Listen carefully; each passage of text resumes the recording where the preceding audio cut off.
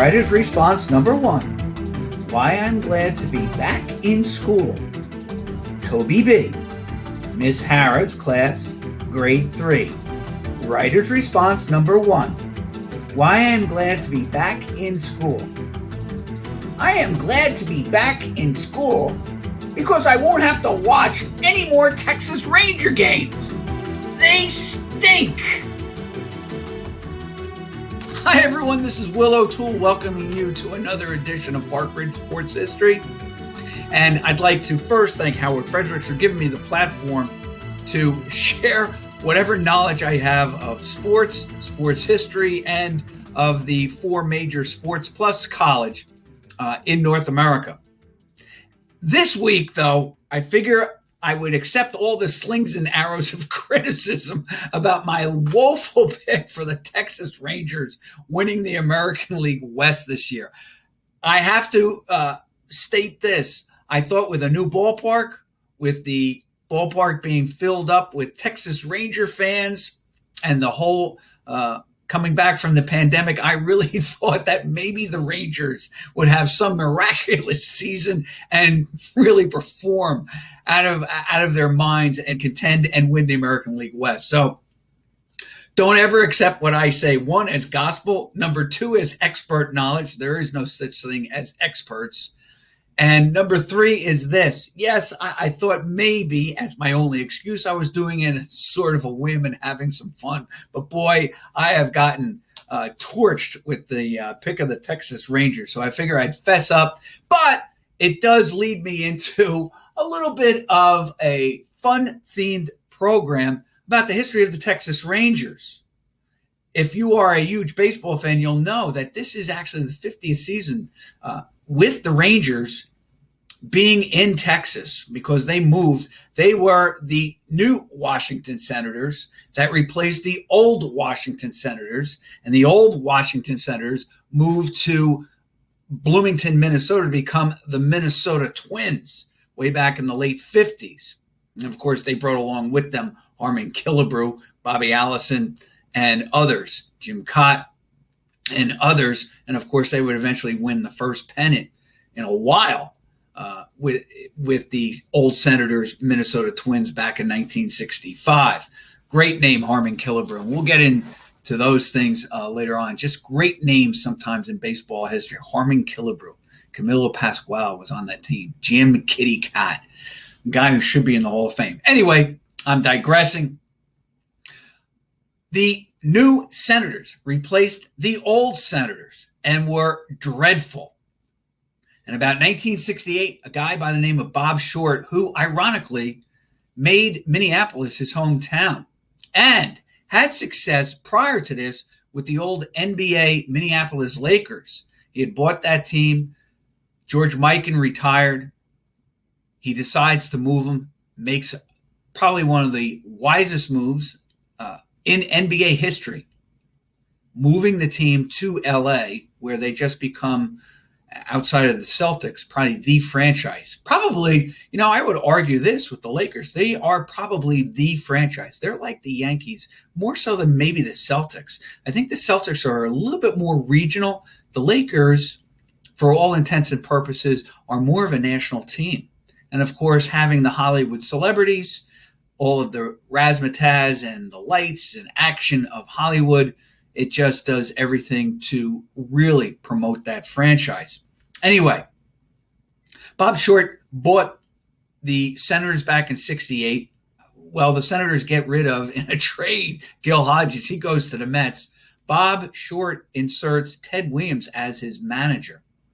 And the funny thing is, on that team, Ted Williams is actually an overnight success with that Senators team in 1969. They had never had a winning season prior to Williams taking over the helm with the Senators. Now, have to preface that by saying it seemed that Gil Hodges, in his previous managerial seasons with the Senators, was getting them on the right track. In fact, I think he improved the team by about 14, 15 games in his 3-year regime there as manager of the Senators. I think when he left the Senators, they were 73 and 89. And then Williams comes in and he wins 86 games. And there is I'm telling you, it seemed like as a kid, I thought this, it seemed like the Washington Senators were an up-and-coming team. How wrong we all were. Although I will tell you this, with that 69 Senator team, he did improve the team's batting on a number of guys. And I'm going to actually, what I'm going to do is kind of set this up. Williams had that team with 86 wins. Unfortunately, that was the year 1969 that the Orioles decided to win 109 games. 86 wins today would probably put you in a playoff position. But back in 69, the first year that they went to divisional play, 86 games, they still finished 23 games behind the Orioles in the American League East. And that doesn't bode well for the franchise, especially when the Baltimore Orioles, who would go on and win 3 pennants and be in 3 World Series, winning one of them, 1970, were basically up the road about 30 miles in Baltimore. It doesn't help your franchise. Long story short, Bob Short decides to move the team. And what basically occurred was he was going to sell the team and leave it in Washington if he got a prescribed amount of money. I think it was about 12.9, 13 million. I'm getting some of my information from, let's say, Wikipedia and Baseball Reference, etc. These are just things that you put together. I mean, Bob Short, in a lot of ways, Bob Short was kind of, had a lot of idiosyncrasies. And he was kind of what we might consider an early George Steinbrenner, because even at that age, I was about 8, 9 years old, I knew of Bob Short as being kind of a maverick, kind of an owner in Major League Baseball, which was kind of unheard of because they were all so corporate, even then. Anyway, he decides that he's going to sell the team. And the interesting thing is this. On the last game, and here's something funny. The Senators are actually winning the last game, playing the New York Yankees, September 30th, 1971. I looked, Baseball Reference. You figure today, most seasons end now on a Sunday. Usually have a finale weekend with a team in baseball, and everybody leaves on the Sunday. Well, it's not always the way that baseball is scheduled. This happened on a Thursday night. Kind of interesting, September 30th. So they're playing their final game at home at night, their last game in Washington. They're actually winning the game 7-5 going into the ninth. And the fans who are there, it's amazing. They come out last night and they basically rioted. And they pulling up chairs, throwing things on the field. Basically, the Senators went from winning the game 7-5 to having a forfeit. But I was looking at that box score, kind of interesting. And these are guys that were in there. I did a little research on that last 71 Senator team and discovered this, that the last home run hit by the Yankees was by Roy White in, in RFK Stadium. Bobby Mercer also homered in that game. And Rusty Torres had 2 bombs in that game. And yet they were definitely all solo blasts. The only one that was with anyone on board was Bobby Mercer. He had a 2-run home run. The Yankees, though, had 4 home runs in that game. Rusty Torres had 2. Bobby Mercer, who was really a good player, and Roy White, who was a winning ball player.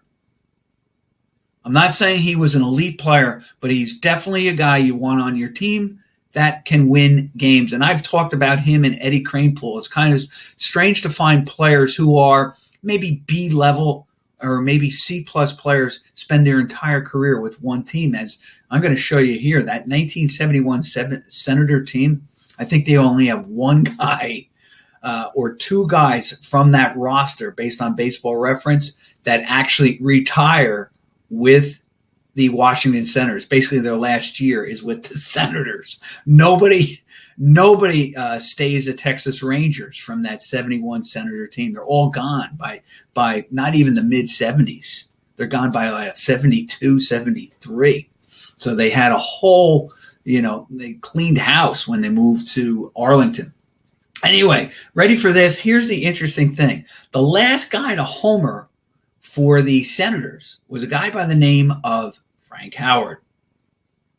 And interestingly enough, here was their last batting order for the Senators in Washington. Elliot Maddox, who would go on to play, well, you met the Yankee fans, would have one good season with the Yankees in 74, played for the Yankees. He's a kid from East Orange, New Jersey. Maddox played center, led off. Here is two guys you should probably know. One, of course, the splendid Splinter. This is a 1971 baseball card of Ted Williams. He was the manager. And, of course, like I told you, by 72, he was really, that was his last year managing the Rangers. Tom Grieve I put in there for a number of reasons. Tom Grieve goes on to have an administrative career in baseball. But Tom Grieve has a baseball card in 1971, if you can see that. But he does not make the Baseball Reference roster. And everywhere I looked. So apparently, here's the deal. He probably was in their spring training, probably had a future there, and didn't make the team, even though he got a baseball card from Topps. So you actually have a baseball card of Tom Grieve, who does not appear in a uniform for the Senators in their last year. Kind of interesting. And here's Bob Short with a guy by the name, and that is Dave Nelson, and he's going to come into play too. So here's Bob Short. He was a multimillionaire from Minneapolis. He was in trucking, purchased both Minneapolis Lakers, and then he would go on and purchase, after selling that team, he would buy the Washington Senators. Interesting thing is, after he basically sells the team to Brad Corbett in Texas, he wanted to get back into baseball and tried to go in with purchasing the San Francisco Giants, but the baseball owners didn't allow it. Or they wanted the other owner to have more of a stake and have the final vote when owners met. And Short basically says, no, I'm out of it. So he wanted to be part of the purchase of the San Francisco Giants, and then was X'd out by the owners and said, forget it, I'm not doing it. Anyway, Toby Harrah, interesting thing about him, and I'm going to get into Jeff Burroughs, but Toby Harrah happened to be the first All-Star in Ranger history. Now, as a kid, I do remember this, because I always thought that Earl Weaver kind of colluded with other managers. I thought it was conspiracy theory. I can recall that he makes the 72 team. They played the All-Star game very late that year in Atlanta, July 25th, Tuesday night. The only reason I remember that is because for so many years you think the All-Star game being played in the first 2 weeks, full weeks of July. This was put off way back. And I don't know whether the 72 strike had anything to do with it. Regardless, Earl Weaver selected Toby Harrah. And I do remember this. I think he does come out with the warm-ups, but he's injured. So he's replaced, I think, by another Baltimore Oriole. And as a kid, and being stupid as we are as kids and not being an Oriole fan, remember they beat my Reds back in 70. I always thought that Earl Weaver was just an evil guy. And I thought he purposely picked Harrah just so he didn't have to have a Texas Ranger on his team, and then held that spot for one of his Orioles. The interesting thing is about that 72 team, and I didn't realize this, I believe that Whitey Herzog, who would be later on, no, it was 73. Herzog, who would become manager of the Rangers, all right, was one of the coaches selected for the All-Star team back in the early 70s. I want to say it's 72, and I'm going to stop and say I'd rather not give bad information, but he was selected in either 72, 73, or 74. I just thought that was interesting because the Rangers was just so terrible. But you'd have to say that his peers, Herzog's peers, recognized probably his field genius, his managerial skills. So Toby Harrah, ready for this? I'd have to look this up. He makes in his career 2 All-Star teams, his first 2 appearances. And in both instances, he's injured and doesn't play in either game. It takes 1976. He actually starts the game in Philly during our nation's bicentennial. Toby Harrah starts the All-Star game for the Texas Rangers in 1976. The reason why I have to stop short is that a guy by the name of Jeff Burrow, who would be, and I got this picture. Ready for this? Jeff Burrow, 1969 Topps card. Might be 70. He is the first Ranger to start an All-Star game, and that was 1975. Remember, he had that 74 MVP season for Billy Martin. And here's the deal. Short gets rid of Williams. He hires Herzog. Martin is available. So Short fires Williams, or Williams quit, one or the other. Herzog is coming in. He is probably making the right moves, Herzog, to turn that program around, the franchise around. But he gets rid of him because Martin, of course, had won in Minnesota. So I'm sure that had something to do with it. Was a winning manager with Detroit, gets them into the championship where they lose in 5 in 1972 to the A's. How they did that was just remarkable. You got to give Martin some credit there, because that was just glue, polish, and spit that got that Tiger team, which was way over the hill, into the AL championship, and actually pushed the A's to 5 games before losing at Tiger Stadium, 3-2. Anyway, Martin becomes the manager. He basically inserts Burroughs.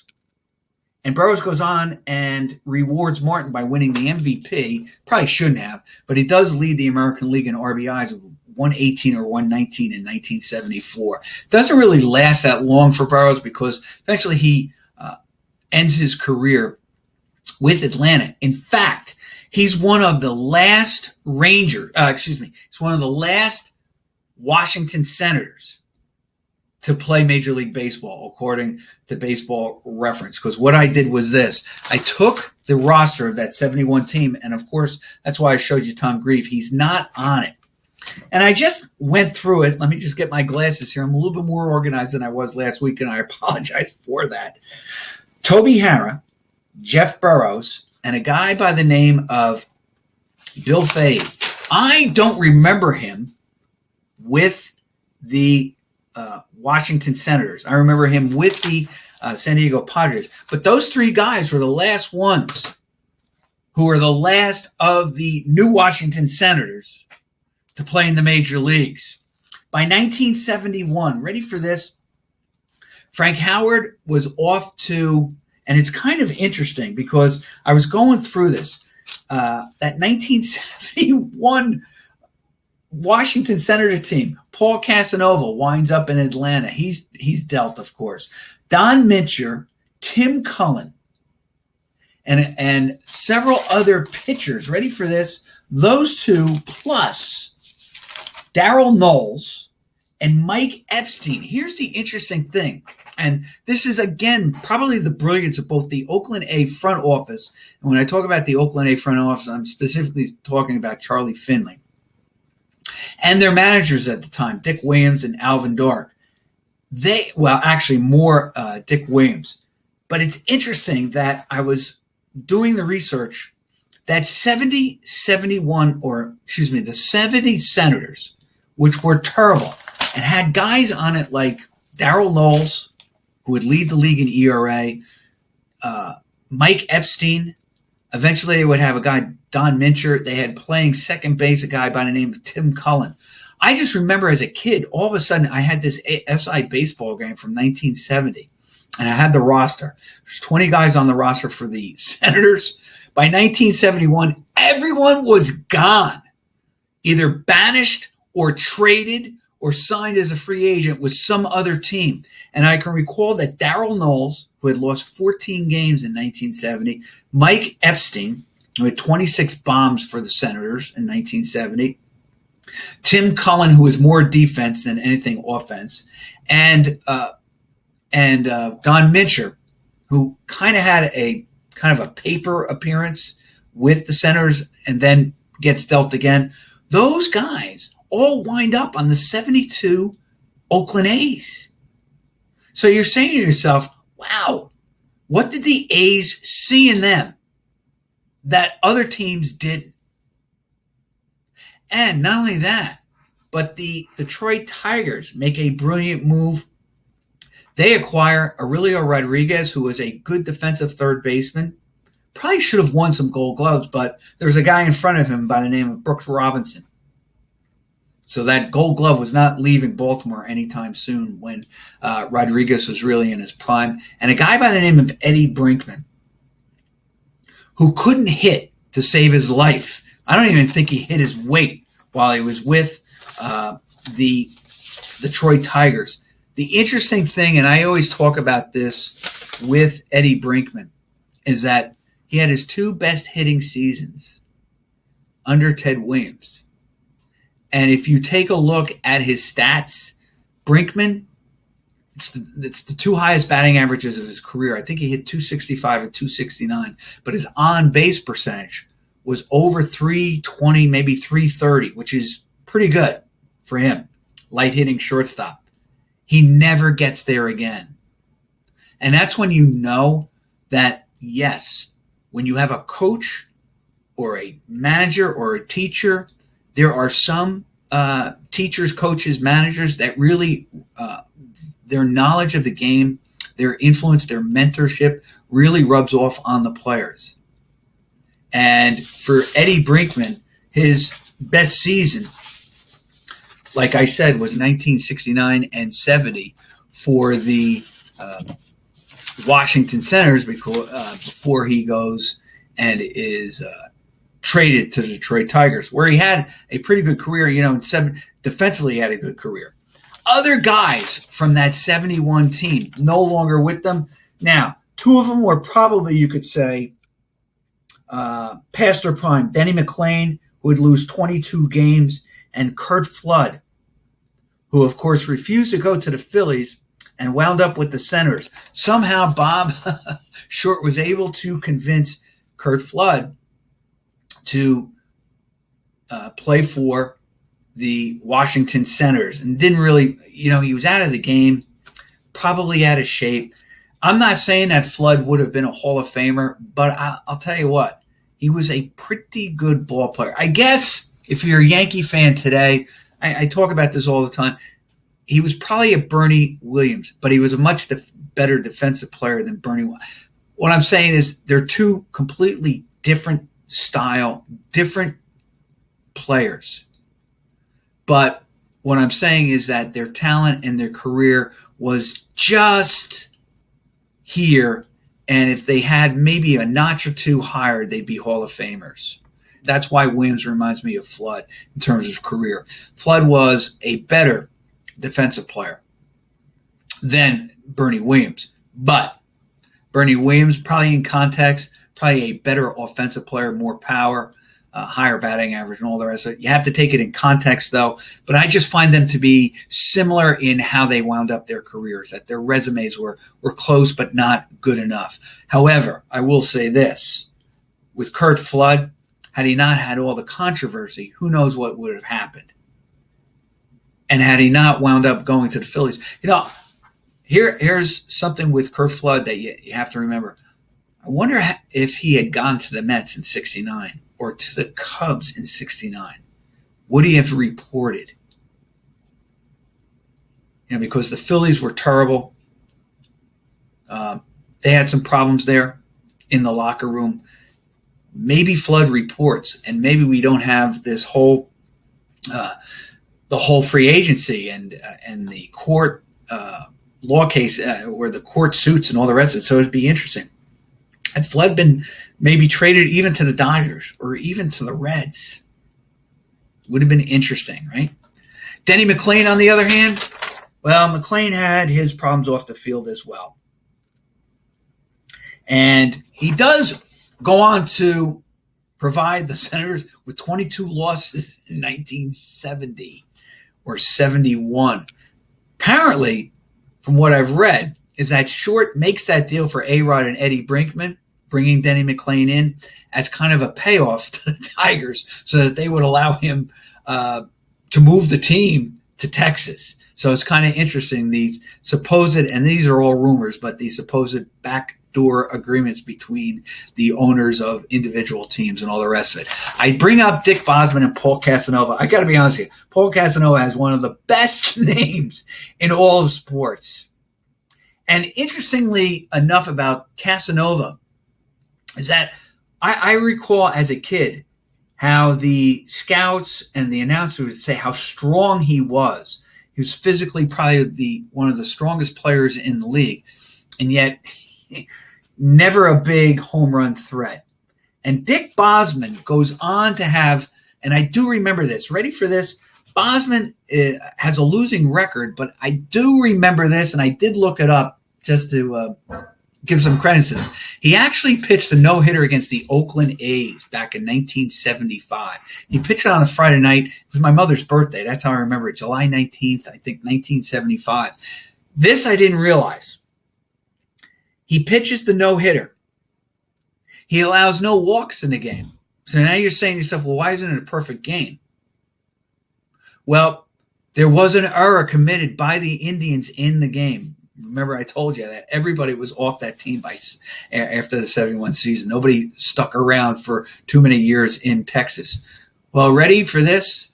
Ironically, the error was committed by Dick Bosman on a throw to first base to try to nail Sal Bando. And apparently, from what I understand, the ball, I guess, was misthrown, went off into the outfield. Bando wound up at second base.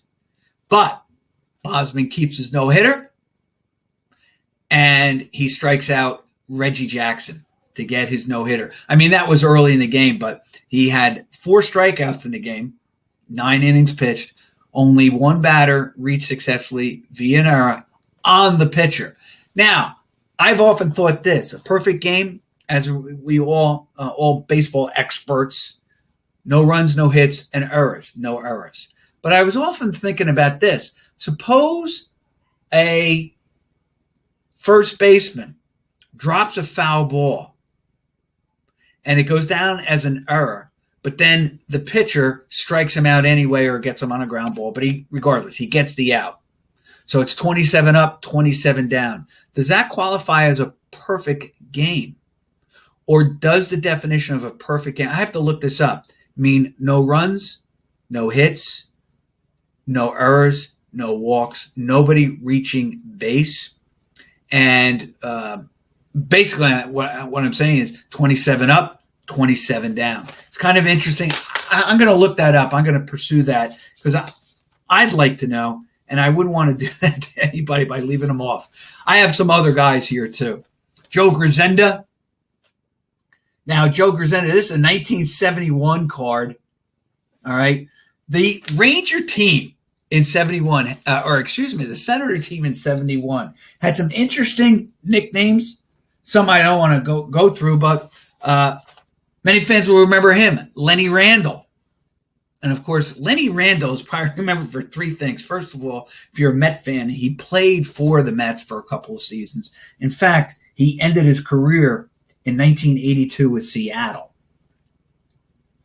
And in the same year that this former Met, Del Unser, ended his career with the Philadelphia Phillies. But at least Del Unser, who became a consummate pinch hitter for those Philly teams of the 80s, he was on the pennant winner and then eventual World Series winner with the 1980 Phillies. Remember, he played for the Mets in the early 70s, and I think he's dealt he was in the Tug McGraw package that goes down to Philadelphia when the Mets kind of cleaned house after the 74 season.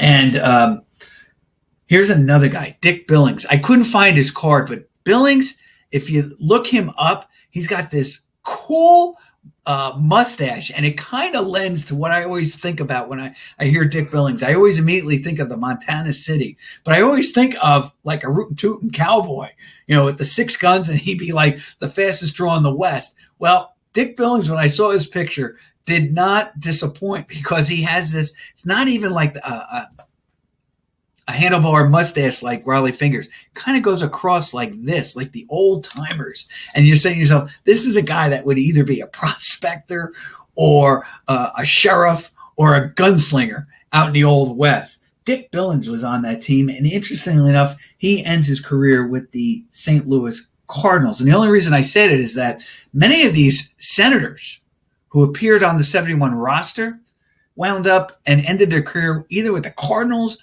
or the Oakland A's. And like I said, some of them really did well and were productive for the Oakland A's, helping them win those 3 World Series in a row. And then 1975, they win the AL West and then lose in the championship round to the Boston Red Sox. I mean, here's a perfect guy as an example. Paul Lindblad. Serviceable pitcher he becomes for the Oakland, as I start to talk like Yoda. Serviceable pitcher becomes he with the Oakland A's. And he was able to participate in a couple of postseasons for the A's. Then they had a guy, I have to bring this guy in. He doesn't last that long, basically one more season with the Cleveland Indians. It's one of my favorite names of all time, Denny Riddle. First of all, when you saw his name in the box score, it was always abbreviated, Riddleberger, because it was so long. And then, of course, I had mentioned Joe Grisenda, kind of a strange name for me. And I'm thinking about this as a kid, kind of strange names. And then they had a guy, but Grisenda was done by 1972 with St. Louis. Daryl Knowles, who I taught, Daryl Knowles. He was one of the guys that was, I'm telling you, somehow the A's really did a nice job picking up these players from the Senators and making them into good players. I was looking at Knowles. I thought he was a better pitcher than he was, but still, he's on 3 World Series winners with the A's. He collected 20 some odd saves with the A's in his 3 or 4 years with them. Probably has his best season. And the reason I'm thinking this is that this is where I think management comes into play, and maybe it's the early baseball metrics and really an understanding by Dick Williams, particularly in 1972 and 73, and then Alvin Dark in 74, but more so with Williams. I think he probably understood how to use the bullpen. And like Sparky Anderson, who would later understand it much better with his run with the Red, they really knew. And listen, I'm digressing here. Earl Weaver never had a good bullpen. But he learned, listen, they're all baseball geniuses in their own right. And I'm not going to rank them in terms of their baseball genius or their IQ. But these are 3 managers I am stating that knew how to handle a pitching staff or learned to handle a pitching staff. And I really believe that Dick Williams probably had the right karma out there. Everything was breaking well. But he was able to pry these guys, or the Oakland A's were able to get these guys from the Senators, ask them to do their complementary things to make a team win, and they won. Epstein and Mincher, both big lumbering first basemen, they still were able to do a nice job for the Oakland A's. Paul Lindblad did a nice job. Knowles, both lefties, not hard stuff, but they got the job done. And Cullen probably came in, I mean, really putting Cullen or Mike Andrews or Dick Green at second base. I guess what they felt was there was no real loss in terms of offensive production, and that they were all really good defensive second basemen. Although, got to take that back with Andrews because of the whole debate and the whole issues of the 73, where he committed 2 errors in 1 inning, and of course then was thrown off the team. People don't realize this, but Finley wanted to replace him. It's a great trivia question. And the player they wanted to replace him with, and they weren't allowed to by Bowie Kuhn, was Manny Trio. who would go on to help the Philadelphia Phillies win the '80 World Series. I loved how Trio used to convert the double play. Just swung his arm around. It was almost like a line drive right at the base runner's head. And I'm not saying I wanted to see the guy poked in the head, but let me tell you, the base runner got out of the way. He just knew how to convert that double play. And then, of course, my big trivia question. This player who did play for the '68 Tigers, guy by the name of Don Wirt. Now, I'm letting you in on an inside. I always ask this question. Who's the only baseball player who is spelled out on a keyboard of a typewriter or a computer? It's Don Wirt, W-E-R-T. He actually ended his career in Washington with the '71 Senators. And then here's a guy I remember, Richie Shineblum. Don't have any pictures for him. Shineblum, of course, played for the Royals. He had like one good season, and the Reds thought he could be their solution in the outfield. They trade him for a guy by the name of Roger Nelson, I believe. Shineblum came to the Reds and never fulfilled that. Finally, the Reds give full-time service to George Foster, and the Big Red Machine, the whole story of the Big Red Machine in the '70s, is pretty much solved with the insertion of Foster in left field, Rose to third, and then, case in point, third base is solved, left field is solved, and the Reds go on to win 2 World Series. Now, so much for the Senators '71. All these guys. So Burroughs is gone by '85, and I want to talk a little bit about this guy, Toby Harrah. Now, Harrah, couldn't believe this, but I'm looking at his stats, Toby Harrah. I knew he was a good player. Nothing against that. But I was floored when I saw this. And, of course, he actually has a higher WAR than Frank Howard. And you guys know how much I love Frank Howard. But he had a 51 WAR. He finished his career with 195 home runs at .264 batting average. But he would be definitely a metric player today, Toby Harrah, because, ready for this, Harrah, as Brad Pitt would say, as Billy Bean in Moneyball, he does what? He gets on base. He had a 100-point difference, Toby Harrah, in his batting average, .264, and his career on base percentage, .365. He drew on average, and of course this is baseball reference based on 162 games. His career would be this, on 162 games. He would hit 15 homers, not bad for a shortstop or an infielder, okay? He did play third, but you're thinking that hopefully he would play short. Not bad, 15 homers, 69 RBIs, 18 steals, .264 batting average. Here's the big thing with him. 87 walks per season. In fact, ready for this? Didn't realize this.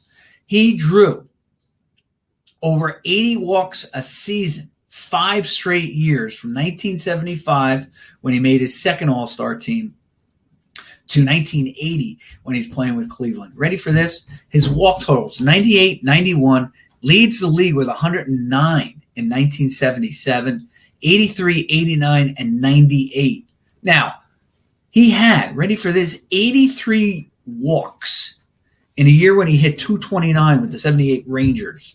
He had a .349 on-base percentage that year. So he was serviceable, and he was valuable. In fact, I would love to, if I showed these stats to our metrics today, would they trade for this guy? Would they sign him? All right. Never hit 300. Probably his high was 291 in 1981. And of course, no, I'm sorry. 1982, he does hit 304. Probably his best season. He goes 25, 78, hits 304, 398 on base percentage.